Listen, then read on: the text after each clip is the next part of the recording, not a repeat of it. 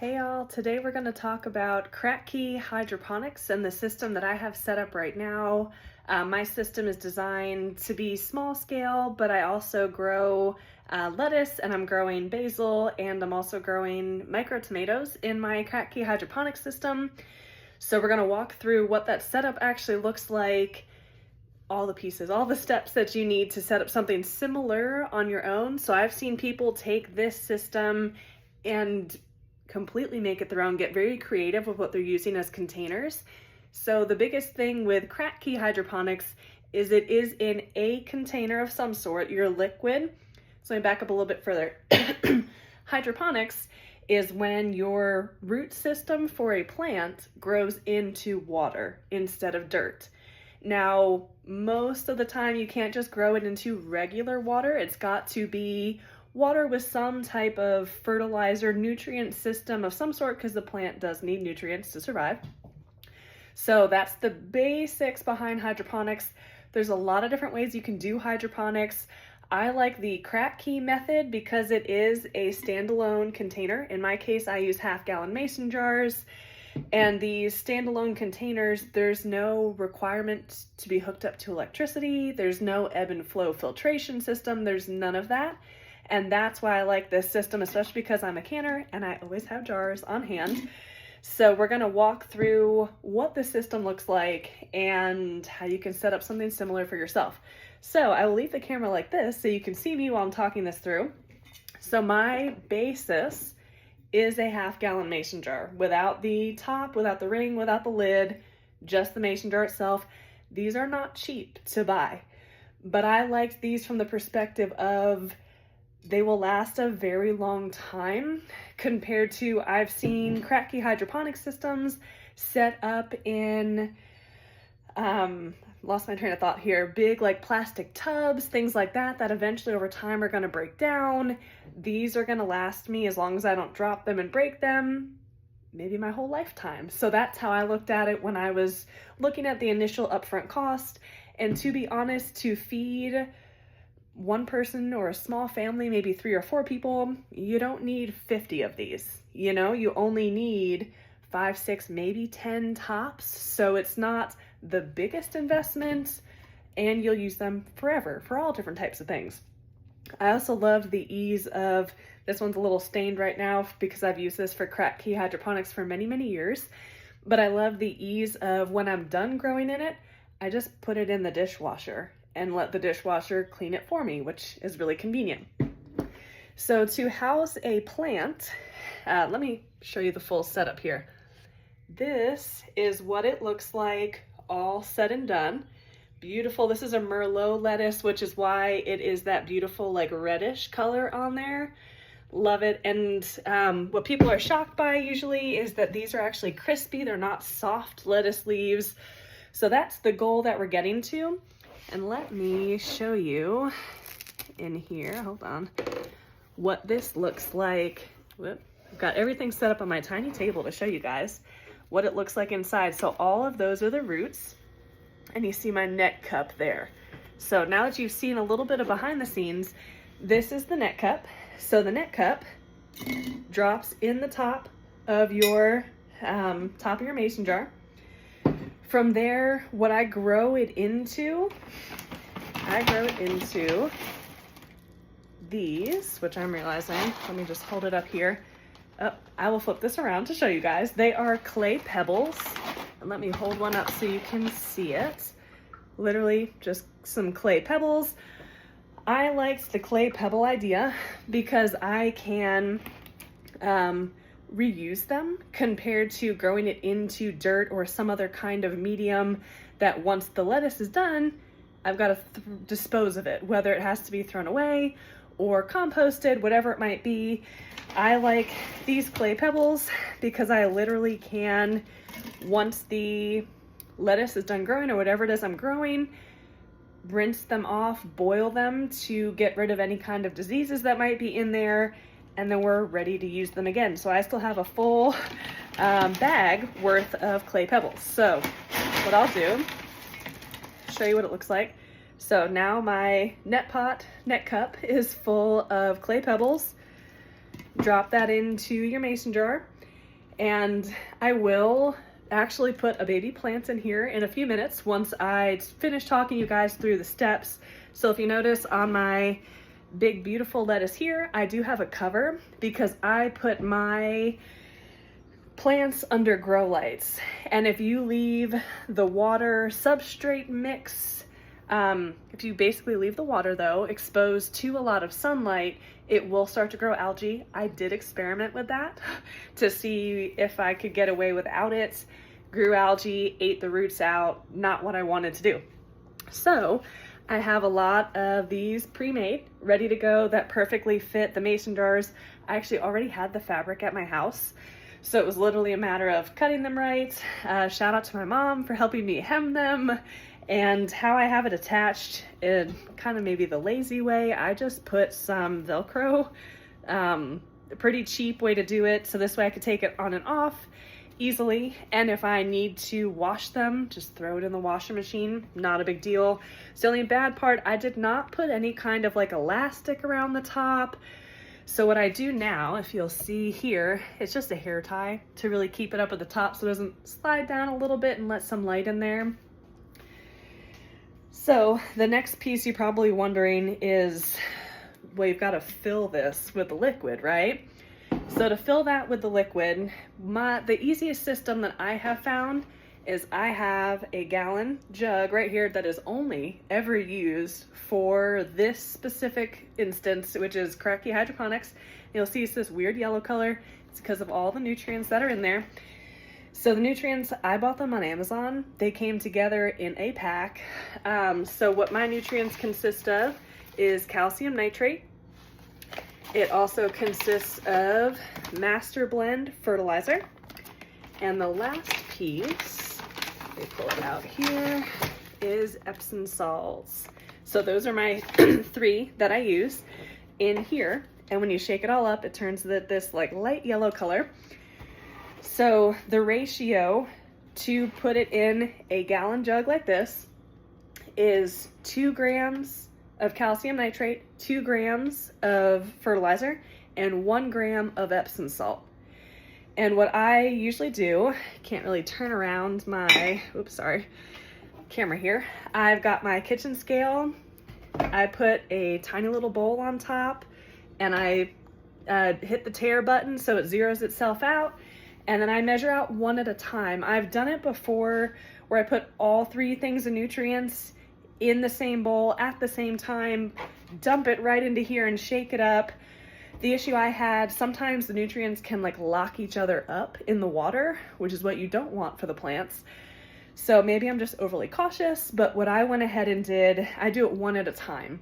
So I'll take 2 grams of fertilizer, dump it in here, shake it up really good, and then I can see, is there any fertilizer still sitting in here? Because it's clear. I can continue to shake it, and then I'll move on to the next one and do 2 grams of calcium nitrate, dump it in the little bowl, and then dump it in here and shake this up for a little bit. When I say a little, I'm maybe shaking each one for 30 seconds or so it really doesn't take long to get it mostly dissolved in there. Once I've got all 3, we're ready to go to start putting it into those mason jars. So now that we've kind of talked through the different pieces that you might need for these, for this whole project, what I'm gonna do, I'll put this right here so you guys can see how much I wind up putting in here. So I fill it up almost all the way to the top. Almost. Not quite, because you have to put your little net cup in here. So I fill it up very much to the top because the little plants that I'm putting in here, they're not very big. They normally have 2 true leaves at the most, 2 to 4 true leaves. They're maybe about this big, so the root system's even smaller. So I want their roots to be able to kind of touch the water so they can start to grow and go from there. What I will say, some of you might be wondering, so we can like put this on as an example. This is a relatively small container, right? So as one of the theories behind hydroponics, Kratkey hydroponics, is over time, actually I'll leave this down. As the root systems get bigger, they drink up more water, so the water level is going to go down at some point. And if you're not careful and you let the water go all the way down to nothing at the bottom, you'll kill your plants. Like, your plants will die within hours if you don't catch it soon enough. So that is one of the benefits of having an ebb and flow system, where it's easier to get in there and see, where's my water level, let me top it off. Compared to this, sometimes I've done it a few times where I kind of set it and forget it. Like, I set this up, put it under the grow lights, don't touch it again.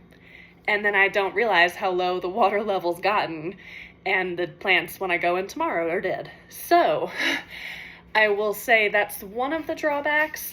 So what I find I do is, if I am in there pulling some lettuce leaves or basil or whatever it might be, I'll just pick it up a little bit and see how full it feels, because you can feel when the water level is really getting down on the low end. My cat is being ridiculous. Selena, stop. Hold on. Enough. That she enjoys going to the bathroom and then scratching at my washing machine. Super annoying. So back to Kratkey hydroponics here. We've got everything set up, so you'll watch out for the water level. If you are done, now my dog's mad. If you are done with the plant and the water level's at the bottom, you don't have to worry about trying to top it back off. But in this case, what I did today when I was setting up this video, actually, I pulled out, let me flip these around, this beautiful head of lettuce, pulled it out so I could show you guys how amazing it is. And when I pulled it up, I grabbed it and I said, oh my gosh, it's empty. And sure enough, the water level was completely gone. And if I had not gone in to do this, it would have, my beautiful head of lettuce right here would have been dead. So let me flip this around so you can see. So as the water level comes down, what happens is these become what you call air roots. So they've learned to survive in the air, exposed to the air instead of the water. So if you were to do a system like this in a small-ish container, I wouldn't recommend going smaller than a half-gallon mason jar. I personally think that's a great size. So today, when I pulled, let me come back down here. When I pulled this out today, saw what the water level was, I went ahead and filled it back up about halfway. So this way the air roots can still breathe air, but then we've got the nutrients down towards the bottom where the roots were used to having water anyway. So we have saved this plant. It will live to see another day and feed me many more salads. So I will say I started these beautiful heads of lettuces. I've got 2 of them. So beautiful. I started these maybe in February from seed inside, and I have actually eaten many salads off this salad greens here. So I've got that head and I've got this beautiful head right here as well. So when you're eating something like this, think about it as a cut and come again. So just take, you can see where I've taken some before, just take off a bottom leaf and then I kind of rotate it around, take out the next lowest bottom leaf, the next lowest bottom leaf, to leave the top ones to keep growing and becoming full. So that's how I treat my lettuce. How I refill sometimes if I need to. So I also wanted to show you a side-by-side comparison of a hydroponic lettuce and a dirt grown lettuce, both grown inside. I will preface with these beautiful guys are under grow lights, but honestly I don't have my grow lights running for very long right now. You can do your grow lights 18 hours a day or more. I think 18 is probably the most you'd want to do. I think I maybe have my grow lights on for 12, so it's not that much. But this other head of lettuce I'm going to show you is not under grow lights. It's in the sunniest window I have, which is great. The plant is happy, but it looks very different than its beautiful. To me, this is a, I'm sorry, I can't turn around my camera. Beautiful head of lettuce. The color is beautiful. I just love getting to look at that lettuce.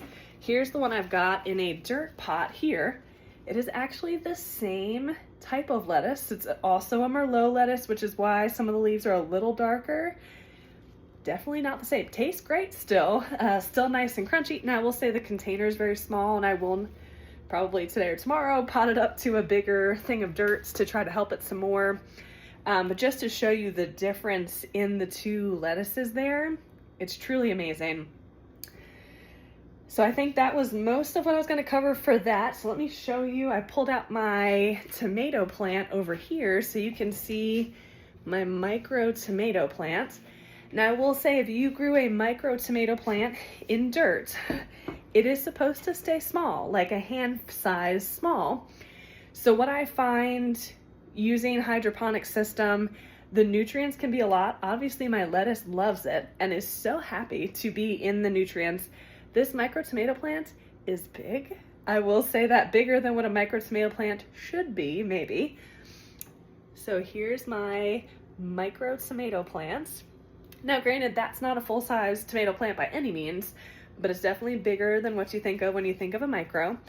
And you can see all these beautiful, beautiful tomatoes that are coming on for me, and all these beautiful flowers that are going to turn into more tomatoes for me. So I planted this micro tomato plant the same time as the lettuce leaves. Makes sense, it's taken a little bit longer to come on because you want these to go to fruit. And that's what we're doing, is I'm letting the fruits come on for the tomatoes. The lettuce, on the other hand, I don't want it to fruit. I don't want it to go to seed, so I've just been eating it as much as I possibly can, which is great. So now you're also probably wondering, how do I fit, where do I put something that tall in my house with grow lights? So let me show you that setup. Leave all that here. We're just walking through my whole house today, which is fine. So my setup, you can see the pink lights are already reflecting on me. To make this a little bit easier to see, I'm actually gonna turn off my pink lights. There we go. Turn on regular lights. So this, we'll just flip it around, is just like a metal rack. I got it off Amazon, maybe 50 bucks tops. I got mine brand new. You can sometimes find these metal racks. So to put it in perspective, I'm 5'8", so this is about a 5-foot metal rack. I like it because it's got adjustable, like I can adjust where these shelves are sitting based on how big the plant is, which is very helpful. So you can find these metal racks sometimes on Facebook Marketplace for cheaper. Definitely worth checking out, absolutely. I found that at the time I needed this, I did not have it, and I got one of the smaller ones, so all the way across, it's maybe 3 feet tops. It's small across. I wanted it to fit in this closet that I'm in right now. I like this closet because I can shut the door when I'm not home, so I don't have to worry about the cats getting in here and messing anything up, but I also leave the door open when I'm home, so this way I get some airflow and ventilation in here. I have seen people take this rack, you can buy like a plastic case for it almost to keep the heat and humidity in, put a little fan system in there. You can do a lot of things with this, but this to me is a must-have for growing any type of hydroponic system because of the flexibility. Number one, a lot of these shelves are rated at a couple 100 pounds. And number two, the adjustability of the shelves really also makes a difference. So let me bend down here. I'll show you guys my basil. So right now I've got little baby transplants that needed some extra lights and needed to be potted up, waiting, ready to go. But down here is where I keep my hydroponics. So let me pull out my basil. So I talked about my tomato plants, the micro tomatoes, getting huge because they love the fertilizer. Well, my basil also gets huge and loves the fertilizer as well. So this basil also was started when the lettuce started. This basil, if you can see it here, this is a regular basil plant. Most of the time I can get the leaves, one leaf of basil, to be about as big as my hand. And I don't have tiny hands by any means. I'm 5'8", you know. So it's just amazing to me how much the basil loves this. So I love growing basil this way because I love fresh pesto, things like that. So in the winter, I can have fresh basil, fresh pesto. You will notice this guy here starting to go to seed. So I really need to start picking the leaves off this one so it'll put more effort into growing more leaves for me. I'll pinch the seeds off at the top. So that's a way you can kind of prune your basil to train it. Number one, to not be so unyieldy here where it's kind of falling all over itself, but to stop it from going to seed, putting more effort into growing those leaves that you really want on your basil plant. Sorry, let me put the basil back where it belongs so I can get my lettuce and tomato plant back in here. So I think I have covered most of what I wanted to cover. The lighting system. Nope, one more thing. So the way I've got this lighting system set up in here, I have it set to a mechanical timer. So my mechanical timer, convenient for a lot of reasons. Number one, I'm really bad about remembering to turn on and off the lights, if that makes sense. Because sometimes it's easy, you wake up, you get distracted, and next thing you know, it's 10 o'clock and your lights were supposed to come on at 6.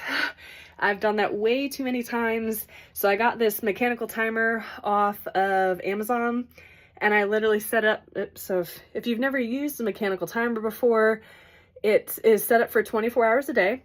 There are these little levers, I'm not sure if you can see them, on the side, and I can push down the little levers, and that basically is telling the timer what hours of the day I want it to be on or off. Super easy to use, super easy to set up. So I've got mechanical timer. Now, as far as what are my grow lights that I'm using, I've experimented with all the not all of them, but a lot of grow lights in the past. So I've experimented with these guys. These guys are great. I do love them. I love those because they come with their own little timer here. I can set it for 3, 9, or 12 hours. So this I could just plug right into the wall, set it for 12 hours and forget about it. I also love that most of these, let me pull one out for you, come on a clip. The clip makes it super useful to put onto a rack like that, or a shelving system like this that's already in your closet. So that's why I love these, and it's adjustable, so I can bend these to any direction or angle I need them to based on how big the plant is or is not yet. Love those. But in a case like this one where I've got huge heads of lettuce, huge basil plants, and micro tomatoes, those won't get it done for me anymore. Those are great for my little baby seedlings when they're first brandy new. So I have played with in the past these kind of grow lights. So this one, I don't want to pull it out. They're tangled with my other grow lights right now. So I experimented with those. Love that it's a long strip of light, but it's also limited with the amount of hours. It's also set to a timer. It's also on a clip like this one, but they're just longer grow lights.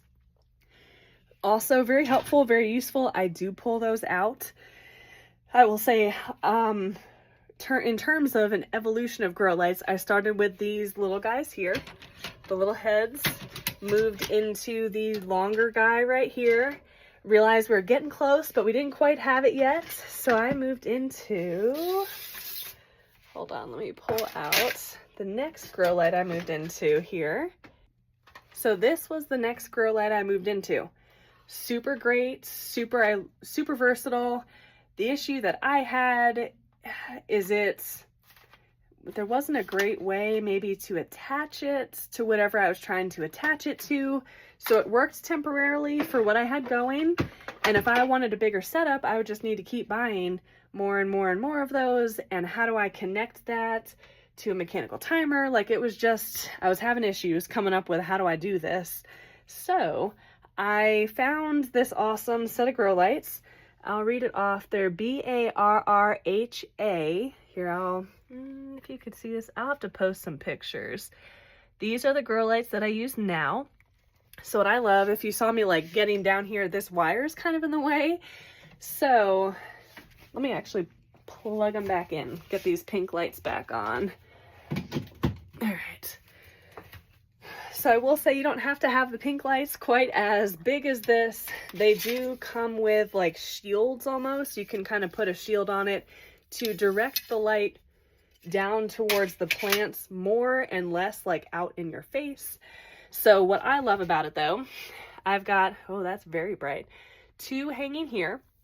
Those 2 are connected to these 2 down here, which is then connected right here to this grow light for some little baby transplants. And then I was able to connect it again to another one over here. So just that, I will have to try to get pictures, but just that versatility of I need 2 here, 2 here, 1 here, 1 here, connect them all together like a daisy chain, but a safe daisy chain. So I only have 1 actual outlet that I need to use, and it's got an on-off switch, so I can turn it on and off here, but then I've got the mechanical timer plugged in as well. So grow lights, you don't necessarily have to have grow lights to grow amazing food, to grow amazing hydroponics. I will say, because I start all of my own seeds inside and I do Kratkey hydroponics, grow lights were a must for me. I don't know what I'd do without my grow lights. And I will say, I do things on a budget. I like to keep things simple and as cheap as possible. So the grow lights, in the grand scheme of things, do not cost me that much in electricity. If the grow lights raised my bill $50 a month, I wouldn't do it, I don't think. Unless I was really scaling up, it wouldn't be worth it. $50 a month for 2 heads of lettuce and some micro tomatoes. So it is very, very minimal in cost for me to have these grow lights. So I wanted to walk through, I feel like we walked through everything. The system, the setup can be simple, can be flexible, can be relatively cheap to get off the ground. I think when I bought all of this, so when I bought all the fertilizer, like this 3-pack of the fertilizer, maybe 30 or 40 bucks at the time, and I bought them like 2 or 3 years ago. And as you can see, I still have a lot left in the bag. So definitely worth that investment. Same thing with the mason jars. I have now had mason jars for years. Like this whole time I have had mason jars. Same thing, everything I bought for this project is completely reusable. So the net cup, the clay pebbles, and that's exactly what I was looking for, was something that I can continue to reuse year after year. So if I had to guess, because it's been a few years, prices may have gone up or changed. If I had to guess to get this system off the ground, depending on how many anyway, like if you were to try to grow 100 heads of lettuce, it would cost you a lot more money than if you're only trying to grow 3 or 4. If you were to have a scale like mine, where I've got 2 basils, a micro tomato, 2 lettuces, I am going to scale that up to a couple more lettuces soon. If I had to guess upfront costs, if you need everything, if you need grow lights, if you need mason jars, if you need the net cup and the pebbles and the rack and all the things, $200 tops. If you budget $50 for the wire rack, if you budget $50 for the grow lights, that gives you $100 to buy the net cups, which weren't very expensive, a thing of clay pebbles, a thing of fertilizer, and some mason jars. So yes, up front, that sounds like a shit ton of money, especially if you don't have a lot of money right now. But I will say I have grown way more than $200 worth of food in this system that I'm using right now. And I can, because I've got everything I need now, I can scale this up to the maximum. Like I can scale this up. I could probably have, with the system I've got, maybe 10 heads of lettuce, 4 or 5 things of basil, 2 or 3 things of tomatoes. Like I could really scale this thing up if I wanted to. So keep that in mind as well, is you only need one wire rack if you buy the right size from the get-go. And even then, in the beginning, I didn't have the right grow lights, so I went with cheap grow lights that I could get my hands on just to kind of get the job done. Or I would put them in a sunny windowsill, and just experiment with what happens. So I would love to see other people's setups. I would love to hear ideas that maybe you have that I didn't think about with how to make this system even better than what it currently is. And I hope this helps kind of inspire you on your journey, not just with hydroponics, but growing your own food as well. It's really simple to set up, and once it's set up, you can completely forget about this system. All right, thanks.